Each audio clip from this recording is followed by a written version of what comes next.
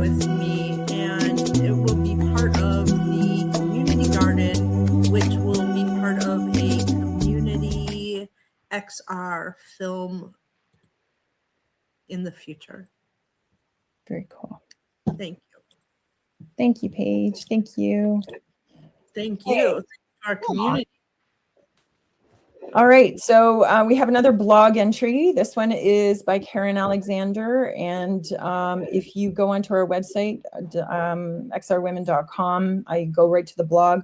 This is curated by Christine Hobby, and she's doing an amazing job. The articles are like 400 words, like right to the point. This one's about what is XR, and we also have a Slack channel called Blog Conversations, and we're going to try and pick up, let's drop some conversations in there. We're going to try and weave these different locations of where we're talking and chatting, and bring more conversation and intentional action around some of these conversations. So we hope you join. Thank you. All right, game night continues every Thursday night. If anybody's interested, or jump into that channel, say, hey, who wants to play? Somebody will respond, or somebody's looking for somebody there, and join the channel, and then you know. Okay, next Wednesday. So this week we're on a Thursday. Next week was on a Wednesday. You're gonna have to keep in track with our newsletter. We're trying to vary it up in timing and parts of the day, but the students chose our Wednesday timeframe that we've had for years. And the Ringling students are going to present their gallery and their final project. So I think this is such a good opportunity for us to become mentors and be part of mentoring the next generation, not only to share our knowledge, but to learn from them. And this one's going to be curated by Vida and Elena and Linda and Jesus. And I think it'll be really interesting. It's always interesting and very valuable to learn from the younger generation right now, just so that we know where what's most important and what's trending, and what we need to pivot to, or completely change. So. All right, so that's next Wednesday. Hope you can join us. And that's in XR Women Learn. So XR Women Learn is a different space. It's really cool. Frame's given us all these different locations for us to host these things. So it's a Frame location, and it's built out with the students. So hope you can join. All right, now on to today's event. I'm going to start with this one just because it's crazy busy, and you can zoom up, and I'm gonna open this up with Allison, because she's going to be here chatting with me on this. And there's a lot going on these slides that we've got going on here, but it's going to help us guide some of these conversations. Now, can somebody confirm, are you able to click on it and zoom in? I just want to know. Yes, that's great. Yeah, you can? Okay, great. Okay. Yes. Thank you. Okay, so let me share with you where this slide came from, just so it puts you into perspective. So again, my name is Julie Smithson, and every week on a Monday, I'm part of a group called Brain Juice, and I have what I do is I take the call transcript and I create a summary, very high level, of the conversations that take place. And this is a group that's been meeting for about 4 years every Monday. So you can imagine they're very, very advanced in AI. So sometimes I contribute. I share a lot about what we do here at XR Women with them, because there's a lot of very smart people around AI, but conceptualizing spatial computing was not always in their purview at once upon a time. Now they do. They get it now. So anyways, it's some of the very, very brilliant AI people in our community. And so I wanted to bring up some of these things and some of these topics. And this just happened to come out of our last Monday's meeting. And people present, what's top of mind, what's happening in the space. And this one this week was about the dawn of agent surfaces and AI's proactive future. And Terry Schuessler, some of you may know. If you don't know who he is, he works at Deutsche Telekom, and he presented it was a presentation on AI wearables and where we're going with AI. So it was a really interesting article. First of all, Terry is a brilliant presenter. If you haven't seen him speak, make sure if you're going to AWE, line up to see him present, because he really gave a good insight into AI wearables and how they, AI is going to start to drive the entire experience. So that's why this was the theme. And just so everybody knows, this is completely AI. I'm going to share with you what I do is I take the notes, I take the transcription notes. Now, I grab them off the Otter, which I have access to. That belongs to the person who's recording in Zoom. So I grab the transcript, copy and paste live while the meeting's going on into a live document that I create in my workspace.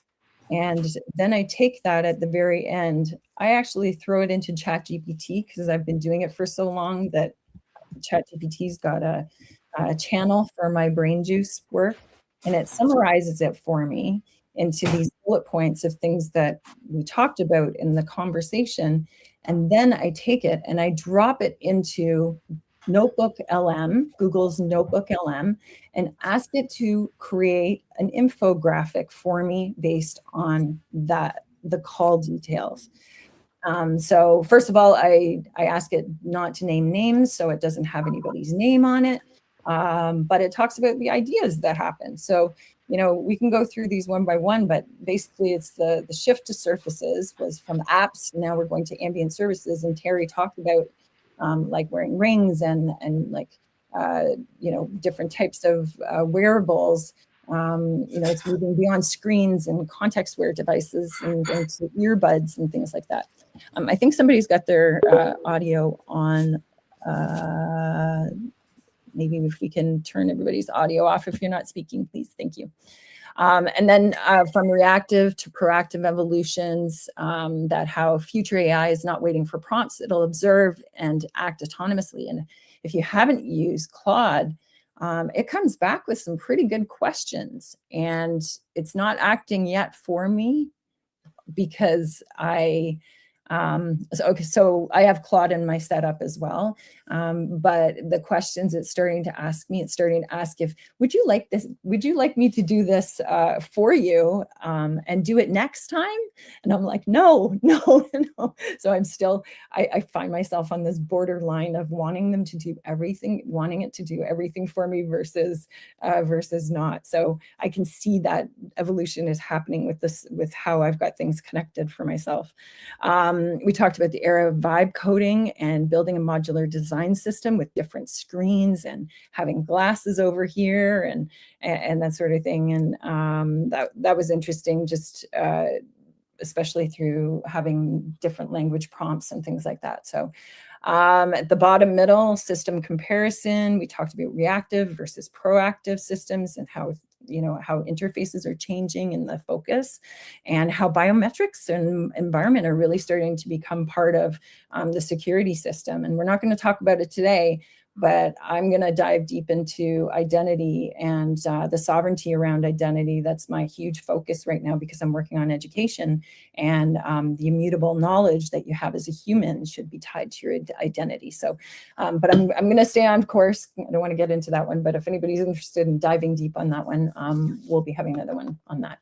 And that ties even into trust and personal infrastructure, right? The identity piece, and allowing your AIs to follow you across the AI platform. So we talked about this the other night, and that's really, starting to be pervasive. And we talked about, I know Evo's in this conversation, many others that have been part of the meta traversal programs of interoperability.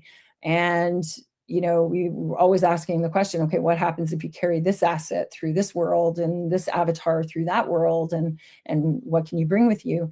But now for me, I'm like, oh, you know what? Hold on a second. Let's talk about my identity and how can I be sovereign as we go through all these different platforms and traverse and be interoperable and purchase items, and whether you're logging into this system and then you're paying for it in that system, how do we remain sovereign? So that is coming back to the identity piece. I'm going to keep going, but it's something that we need to permeate now into thinking about ourselves first as humans, because there's so much technology that's starting to take over our processes and accessibility to who we are.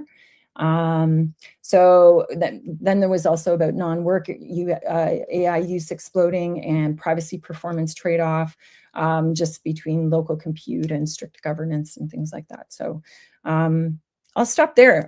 Let me just read in the chat. Does anybody have anything that, just while I drink some water, maybe Allison, do you want to have a few words of any of that? Okay, yeah. It's a lot. It was a lot. But yeah, just like you said, the thing that you keep talking about and that you keep posting about over time, and I'm turning it over, is the sovereignty. And I keep, and I know how important it is to keep our identity. And I'm also part of that Metro Traversal where we jump through several portals. And I know that over the years, people have played around with, for example, I had a project with VetX where we were doing digital passports, that would follow you around. And I would like to know, what are the reasons for our identity to be. I understand, I don't mean protected. I just mean, I want to know some worst case scenarios that we should all be aware of, if we don't find a way to protect our digital identities from place to place to place. So does this app tell us that they own our likeness, or does that app tell us we own our likeness? Is that the kind of stuff you're talking about? And I know I'm asking you I questions. think, well, it comes from a bunch of like, we need, as humans, we need to have interoperability. We need to be decentralized. We need privacy. We need to have economic viability. We need access to something to pay for, no matter what app we're in. We need accessibility. And I'm not talking about crypto and all the things as well. And we need open governance. And this is the kind of thing that we need around an identity system. And how do we build a sovereign system around that will plug into this browser and log in over here, or access this bank account and log in over there, and then not to, yeah, sorry. Let me think about what I want to say next, because I don't want to go down a wormhole. Does that answer your question or part of it? Yeah, actually, yeah, it does. It does. It's kind of like I know you said no crypto, but it's kind of like having a wallet follow you around. Well, yeah, exactly. And, take the crypto piece out of it. Just think financial. Like, we carry our Apple wallets, and then we depend on Apple to access our, my card, if I don't have my actual tangible card with me, right? We're becoming more and more dependent. I know my daughter, she doesn't carry a wallet. They look at me and they're like, wallet? Why would you carry that? Their driver's license is behind their phone holder, and they pay for everything with tap. So they don't carry a wallet. I really don't either. Yeah. Right. So anyways, sorry, let me take a look if anybody wants to, here we go. Oh, can everybody see the screen? I just want to make sure. I'm still sharing the dawn of here. I'll change it. Yeah, that's correct. That's what we're seeing. Okay. Yeah. So there's this one. Yeah, Can and we see the this one? wearables. We see the wearables. Yeah. Okay. So this one is actually, it's funny. I wanted to share this because when you go into Notebook LM and you can pick what kind of design element you want. The first one I picked is anime, right? It's nice and colorful. It also puts a character in place of a human. And then I did it again, and I did a professional request, and this is what came out. So I just wanted to kind of show the comparison of, you can either have this or this. Like, it's pretty wild, the extremes of explanation of the same types of things when you have access to it. So it really makes a difference on what kind of prompt, what kind of design, who's your audience. then And that's the big question. I want to say, seeing this, notebooks come a long way in their screen design, their generated screen design, because when the last time I use Gamma app for a lot of my decks. Right, And when I used Notebook last time, I was using it for the recordings, the way they can take an idea and just talk about it for 10-15 minutes in depth. right. And when I put it on to make a deck at that, the last time I even tried to use a deck, because I don't go there for it, it was nowhere near as complex as this. And I had stopped Mhm. using it for that. But now I'm going to go back, seeing how it made this deck. I'm going to go try it again. Yeah, so one thing that I've been doing a lot, if anybody's been following, I've been writing in Substack, and to create my slides, what I do is I take the ideas of the words that I've been putting back, the idea of the article, and then I put it into Notebook LM, and I get it to create a slideshow for me, and then I create the prompt myself. I make it this color and give it all this design, da da da da, and then it creates a slide deck, and that slide deck then fits right into my article, and that's how I'm able to like make all these. Like I'm not an artist, so for me my challenge is actually prompting, because I don't think first creatively, and then also to think spatially creatively. That's another thing. So it's a very cool that I can do this now with a tool like Notebook LM. So yeah. This was another slide. I wanted to share this one because this happened. There's two brain juices, and one of them's global. So there's people from Malaysia and China and some other various countries that join in on this one. And this was the following morning, and we started talking about the analog renaissance. As you can see down in the bottom corner, we were talking about how we went from 8-track to vinyl to cassettes to CDs to discs to MP3s, and like how we're evolving, and how the technology today will continue to evolve, so that eventually, yeah, of course we're going to have a see-through touchscreen controller with an augmented glass and capabilities to satellite and back to operate, right? That'll happen one day. It's just the way that we evolve. But here we are, and this is what we're trying to get through. We talked a little bit about the hospitality skills gap. This is just an interesting insight that I found into the generation that's graduating from school this year. Our generation, which is my daughter's graduating high school, but it was in grade 7 and 8 when we went into lockdown. So this is the year that the kids who were really disturbed in that social side of things, they are graduating this year. And a lot of them do not have those social skills and the hospitality skills that we need so desperately in these human jobs. So just understanding a little bit more of that compassion. How do we engage in that? And I think that ties back to building a mentorship role model to help these kids come out of their shell, and teaching them social skills, because we really need them. We need kids to be hospitable, and we need people to still be human in these sections. So we also talked about the global AI access gap, and this was interesting. In the call, as you know, and okay, remember I'm Canadian, so I have access right now to, well, I think you do too, to Claude. Now, Anthropic is not allowed in Australia, completely not allowed. So they use DeepSeek and some other softwares and that sort of thing. But we talked. We talked about how there's such a variance around the world of what AIs are being used and what ones aren't, and what does that mean in the future. So that was one of the conversations, and yeah, and then we talked about some other not so fun stuff about AI taking over some war controls and stuff like that. But yeah, any comments or anybody want to jump in and make any comments here? That use around the world for universal use, there's a lot of that everywhere. We have it in the headsets, and we have it in Mhm. a lot Yeah. of apps are not allowed here or there. I'm surprised that Anthropic was not allowed in the Australia piece. Yeah, apparently they can't even access it. Like it's totally locked It Yeah. off. seemed to be the most democratic of all of them. Yeah. Claude. Canva and Claude are working together. So Canva 2.0 is Claude based.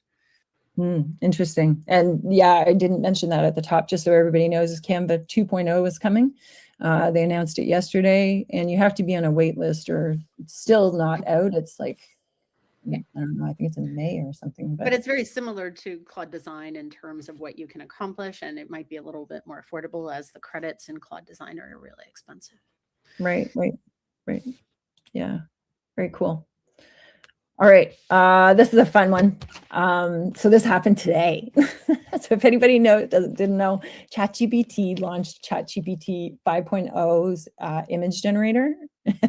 And so when I opened it up today, it said, "What do you want to create?" And it gave me all these different options, and some of it's like comic strip, if you want to create whatever. So it said, "Try it." So I was like, okay. So I got this big box of vegetables the other day, and I was like, oh, I'll use this. And I picked a comic book.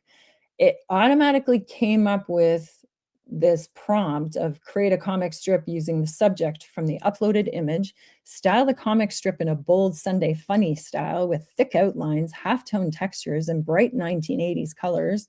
Pick one clear, exaggerated visual element from the photo and build the story around it, leading to a funny or unexpected payoff. Keep the dialogue short, natural, and easy to read, and make sure the joke lands clearly at a glance with no randomness or confusion. And I'm like, first of all, the butternut squash isn't even in this box. That was my first thing that I noticed. But regardless, the comic's pretty funny. I don't think I could have come up with this prompt, but I thought this was fully entertaining. Anybody agree?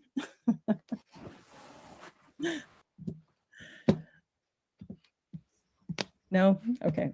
I can't hear anybody. So it's just hard to read, I think. Oh, can you not zoom in? Oh, anyways, yeah, it just says the hero squash, which I don't have squash in that box. It says, stand back, everyone. I got this. When dinner threatens, squash mode activated. Nothing gets past my thick skin. Crunch. Dinner saved. Butternut the hero. Squashing evil. One meal at a time. The end. Anyways, I just thought I'd share that. I thought that was funny. Anyways, fun times with AI. Okay, so this is a big slide, yes, but it kind of summarized all the things that Allison and I were talking about and wanted to kind of bring up. And I think we came up with some discussion starters and that sort of thing. But today we'd love to go around, around the space and hear how you use AI and XR together. And once again, if you haven't done some of the polls on the way in, there's 5 of them. There's a few questions there that we'd love your answers with, but we'd love to hear here. And, what kind of workflow are you working with? And I think I've shared a little bit about what I do. I have Google integrated with Claude Code, and I have ChatGPT that also works with me. I also have 3 different entities that I work with. I have XR Women as an entity and business workspace, but then I also have my Unlimited Awesome and my Metaverse workspaces as well. So I have 3, which I'm now looking to figure out where my next agent is that's going to help me manage all of them. And from what I understand, ChatGPT launched either yesterday or today as well, the new agent feature to help you set up your group of agents. So this will be down the road in how we kind of attempt that. The other thing around here is that we do have agent bots in this space, which Allison's worked to program, and I think Tracy worked on some too. This is another conversation that we're also going to be working on and maybe doing some tutorials. This space here, Frame, also allows us to do some pretty cool stuff. Like we can change the environment with a AI generated image if we wanted to. And, you know, maybe in the end, we could play around with something like that. But I'm cautious about doing that because we also have a gallery in this space and there's some pictures on the walls. I worked on putting some pictures from the museum, the XR Women Museum, on the walls just to start to brighten this place up because we'd like to use this for several events. So I'm not sure how the change your environment would fly with the entire environment. So this is something I want to also discover and ask. And again, I'm not the expert. I'm exploring with everybody and super glad everybody's here. Hopefully, I'm going to pass it over to Allison, and maybe you want to take it away, Allison, on how you use the AI in your workflows and what systems you're using. Okay, yeah. So honestly, when I decide that I'm going to create something, I go straight to usually chat or somewhere, and I have loads of threads where I tell it Allison, my idea. can you Yep. turn your megaphone on, please? Oh, it's off again? Okay, sorry. Okay, can you hear me? Yes. Thank Okay. So I usually head right to an AI, and I describe what it is I want to do. And I find for my working right now, which I would like to change, is that ChatGPT just has my entire life, my background, things that I work on, all the different projects. And it's easy because when I give it a couple of lines of something that I'm trying to put into some sort of a creative perspective, it remembers everything I've done and knows how I like to design and create. So it will create prompts for me. It'll create what the idea would be. It'll give me several different ideas on that theme. And then I take that and I'll go over to an image maker, or if I need 3D assets. One of the questions we have on the polls on your way in is, what do you use to create 3D assets? And there's a couple of different options. But if you don't use anything on our list in the poll, please put it into chat, because we are definitely missing places where you can do this kind of creative thing. But I usually do create it in the idea, and then I take the idea and I create images for it. And they are usually, flat PNGs. But if it's a world that I'm in that allows to bring in assets, I'll go into one of the asset creators and put in the same kind of prompts and reports, that I get from, say, ChatGPT or Claude or somewhere, and put that into the asset creation system and see what it comes up with. And that's really how I build it all, because I'm not particularly a designer. I do have some background in creative design and images and all of that, but I'm not great at it. And so the AI stuff just really, really helps me. When I know that Paige and Evo just had a whole talk about before us, they were discussing using the Horizon AI generator, and I started to use that a lot. I'm not sure what the future of it is. Paige knows a lot more about that than I do, but I was using that. But again, it creates in-house, and I think it stays there once I create any kind of assets inside the Horizon creator. But I like to have them also outside so that I can bring it to other places, because as we're seeing, there's been several places that I've created worlds in, and they're just kind of getting shut down by like dominoes right now. And I like the idea now that I can just bring everything with me everywhere. Going back to Julie's sovereignty discussion, I like having everything that I can transport and just bring the idea somewhere else. Right now, I'm creating an Engage with this whole idea for my Chamber of Commerce, and I'm able to bring in all of the things I used in Horizon and the other app that's closing down, Multiverse. It's all in there now because I have all of it saved for myself, because I've created it on my own using AI, but in ways that I could save the files. Is there any, are there any questions? Is there anything I missed? I'm sure that anybody wants to jump in on.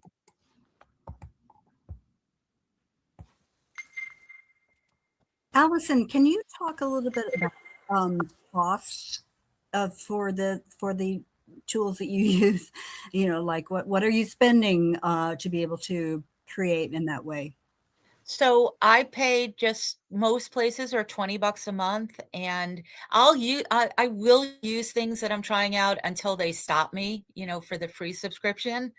And sometimes you can create, say, 5 things today, and then you have to stop and do it again tomorrow. But generally, I try to stay within the $20 a month range for just the ones I use the most. Other ones, and every time I know I'm not using it anymore, I pause the subscriptions. And then I'll have to go back for something and I will start it up again. But I try to be really cognizant on not paying for everything that I'm not necessarily using all the time, and seeing what and seeing what they allow for free. And then when I think it's worth it, I don't like using too much stuff for free if I'm really getting so much out of it.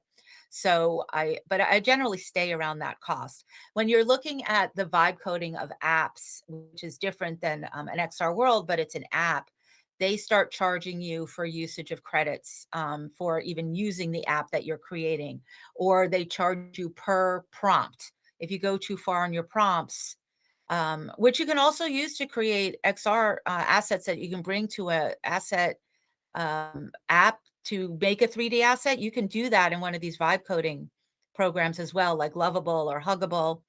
They do it on a cost per use basis if you're not doing a monthly with them. And then there also is an additional cost per use. If you keep editing and editing and editing, they'll charge you for the usage to continue to create what it is you're creating on top of a monthly fee. So everyone is different, but they all kind of settle in around that $20-$25 a month at the average independent user cost level. When you get into pro and enterprise, it goes up much higher. But for an individual user like me, that's where it sits. Yeah, Did that answer? Is that interesting with the use of the app fees that the I'm kind of curious about that, but yeah. I try to be really cognizant of what I'm using. So I'm in school and I use Perplexity a lot for research, and I only turn it on when I have a class that requires it, and then I turn it off. But Until I have a question. When you Mhm. pause the subscription, do you lose all of your back information? I haven't yet. I don't lose it. Uh-huh. My account stays. I just can't do more with it without starting it up again. And again, it'll give me a couple of free rounds. But I have yet to lose anything that I've paused for a while. The Gamma app, where I do a lot of my slide decks and a lot of that's also $20 a month. And I'm able to pause it. And I paused it for a couple of months and then went back recently, and it's all still there. And I had another thing that I was going to mention, and I'm trying to remember what that was, about how I go back and forth between apps. I'll think of it again, but in general, I have yet to lose anything. So hopefully I've not caused myself to let apps start doing that to me, but so far I've not lost anything.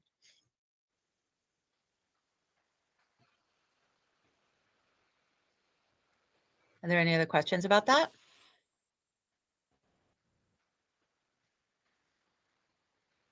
Anybody else? Yeah, go ahead. Sorry. No, go ahead. Okay, somebody. No, was I just was gonna say just, that I was just going to see if there was anybody that across lots of different tools, and I'm finding I get very frustrated with the limits. I just paid for Claude Pro, $20 a month, and then they announced like 2 days after I started it that they were going to pull the code version out of the Pro account, which made me feel very frustrated. Oh, yeah, right. And so what I was going to mention also, and I got a lot of this from Brain Juice, that if you keep looking at it, sometimes they have really good special deals for a year or lifetime kind of stuff. That's very, very inexpensive, especially if it's a new app. And when you really cost it out, it's less expensive to do the annual when they have a special. I don't mean the regular annual that you see versus a monthly.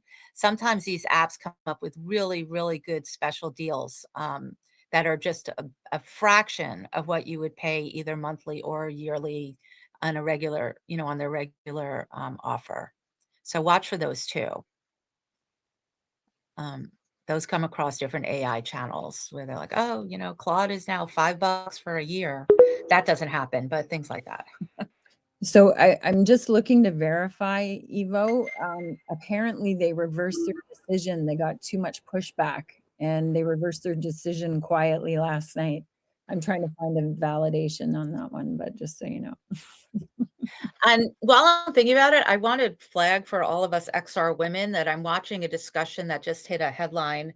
Apparently the other day, Reese Witherspoon, who I really admire, however anybody feels about her, I don't know, but I really admire her. And she put a video up about women being left behind in in AI, all technology, she was saying, but she put it out there that you really have to stay, she was saying, even if it's a little bit, you learn a little here, you learn a little there, at least just stay on top of what's going on, because it's going to leave us behind, and it's especially going to leave women behind. And she was really concerned about that. And she was just kind of putting a public service announcement. I'm really glad you brought that up. I actually put a link in the chat, so if anybody wants to look at it, because she is stirring up a little bit of a backlash, but it's true. Yep.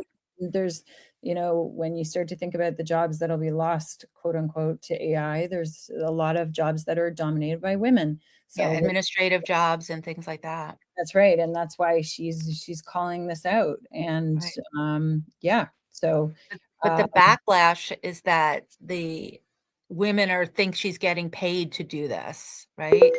And that she's not addressing the environmental strain, which we know about, but immediately backlash on her for saying that women are getting left behind. Right. For reasons that are not about women possibly losing their jobs or their careers, completely other reasons. So, but the article I read was something like Forbes or Times or something saying Reese Witherspoon's right. You should listen to her. Yep, exactly. Exactly.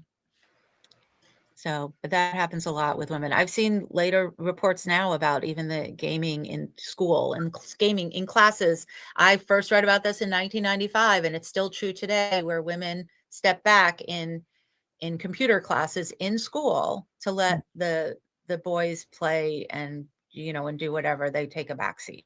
And I was hoping that in 20 years that would have changed. But we really do need to stay on top of all of this. So I want to see the screen again to see what the next subject was. Sorry. I kind of closed it off because I was sharing my screen and I needed to switch over something. But it's also, whoops, let me get out of creative mode, edit mode here. It's also over here. Oh, I guess you can't do that. Oh, okay. I can bring it back up again. Is there any topic that anybody here wanted to discuss? This really is kind of a roundtable. Yeah. So if there's anything that anybody wanted to talk about, or we're hoping to learn today or hear about. You know what I think would be really nice is a like a package deal. If you want 3 different apps and then you can cut the cost down, or would there be a way that we could figure out how to make it so that we can all use these and be able to afford them? I don't know if there's a group way to do something like that.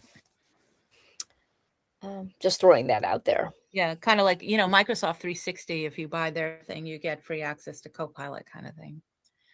Yeah, but you I need just to buy find that all I their don't other things. Yeah.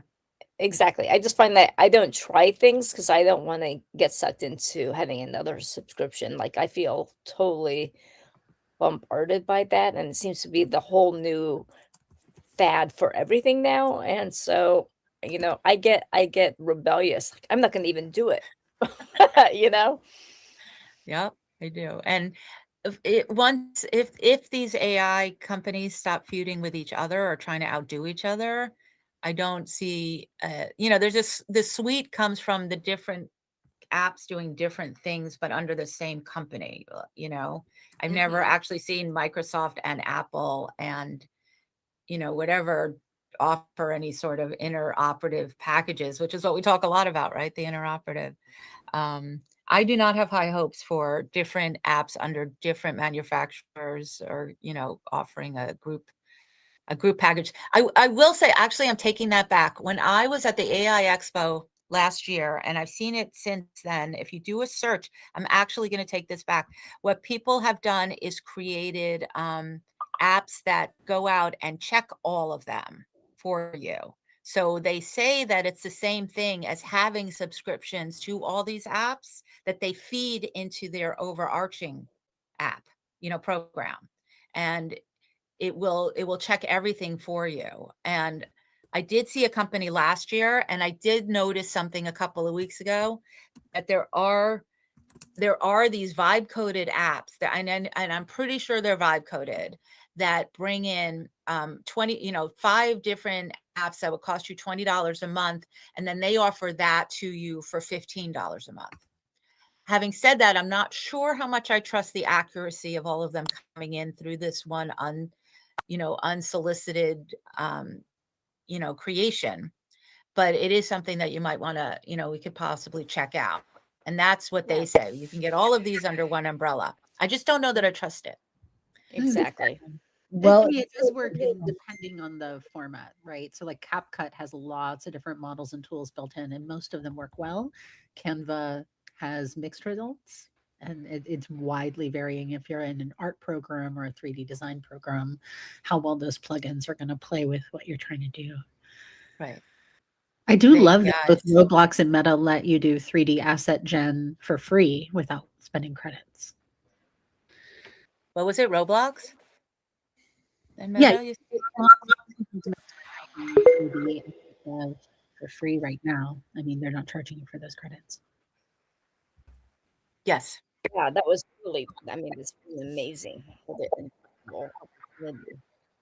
so basically the way that the subscription will start to work is that you're using tokens, and the tokens are what generates your AI. Like what you prompt out of AI, and each one is based on a certain amount of tokens. And so I actually wrote about this, I don't know, it was like 6 months ago or something, maybe it was a year ago, because I saw a Black Mirror issue on, or Black Mirror show on how you get so addicted to, like to paying subscriptions, and it was a really twisted story. Anyways, this whole model of paying for tokens and being so committed to it. And yeah, I have 2 licenses that I pay for, and not that are separate than my workspace, my Google workspace. But if you were to take away my ChatGPT now, I'd be okay, like whatever at this point. But I am getting, just like you said, Allison, it knows everything about you. My ChatGPT knows everything about me too. And so, taking it away now would be like, oh my goodness, like where's my ChatGPT? Like I need this to think, to work. And we're getting to that stage, but then such a dependency that I have to make sure I pay that subscription so that I can have access to all my stuff, right? So it's a really it's a pivotal point in how dependent we become in this technology. And I'm not afraid to say that I use it. And yeah, I even called it a name, which that's probably the worst thing I could do, but I called mine a name. Anyways, come on. Me too. Oh, good. Thanks, Kim. Anyways, yeah, just the whole subscription model, is a game changer. And once you're locked in, knowing that you can teeter back and forth is fine. But at some point, you're going to want to spend more tokens because you need it to generate something that you need to have done. And then you get, connected and really addicted to that quantity that you're consuming. And that's the world we're living in right now. Another thing that I have a couple of subscriptions is because I double check all the time. I don't always trust chat, and I don't trust this, so I double check things a lot, especially when I'm writing, and I'll drop it in another one. Is this really true? Or how does this match up against the facts?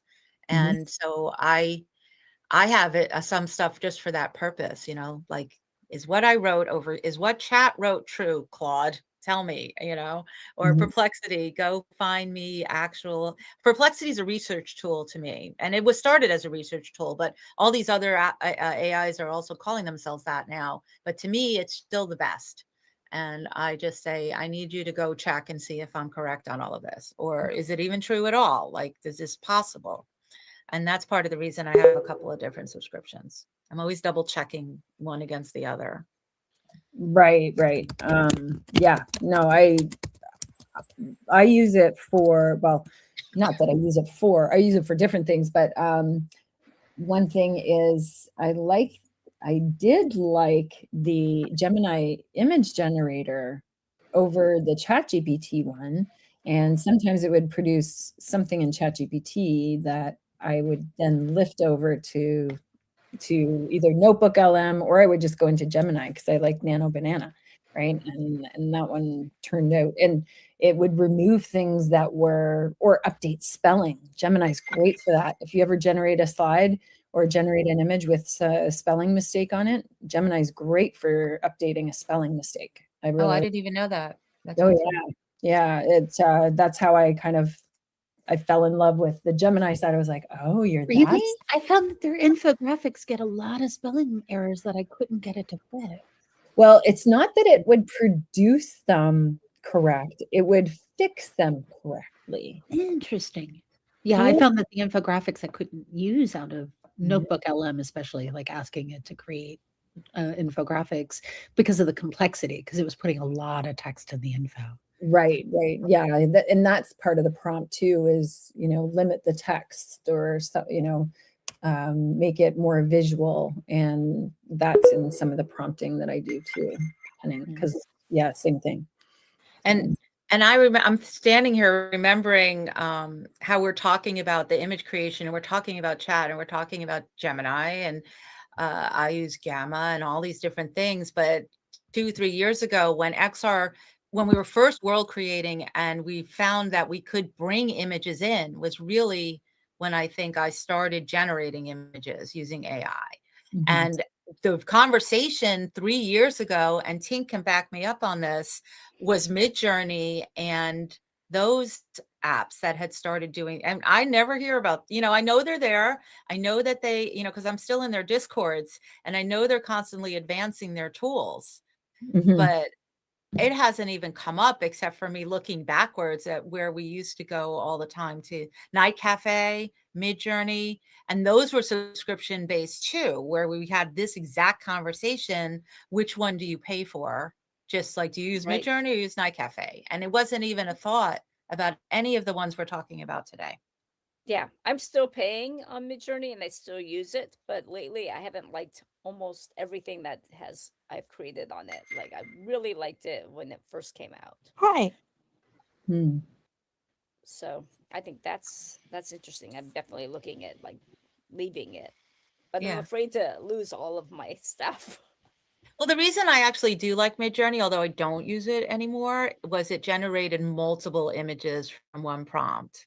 A lot of these AIs will do one at a time, Yeah. and Midjourney would give you up to 10, I think, or 12. I with one liked the art quality of what I got out of Midjourney, and there were only a handful of others that had what I felt like were comparable art quality in terms of its own interpretations. I agree. I mean, I still love it and I still use it, but I don't pay for it anymore, but I do pick it up again when clients request it because sometimes it's the right thing for their project. yeah. So Paige said,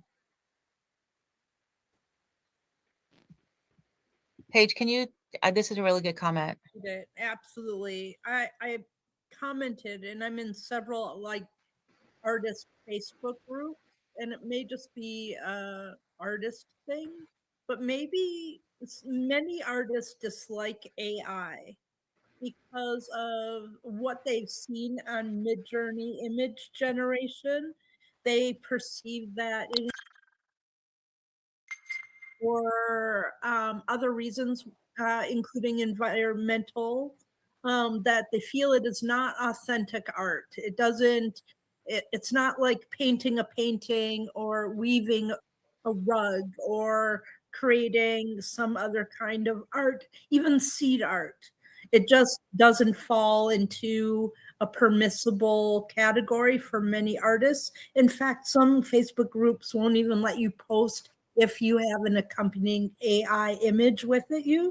They kind of block or boot you out. It's and I have thoughts on both sides of the fence. Part of me can see why some people, if they're not in immersive technology or 3D world building or within this industry, how they would feel really repelled by it.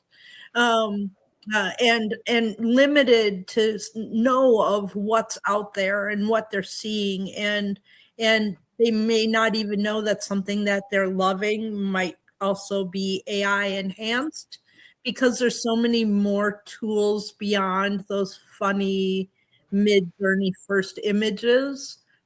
But they kind of closed themselves off to realizing I'll have someone really like my virtual world and have shocked that I used AI for creating the 3D elements, the skybox, the audio, the interactive scripting. They are kind of boxed into this idea of what AI art might be. Interesting. Yeah, it was so we see it in here. There's two sides.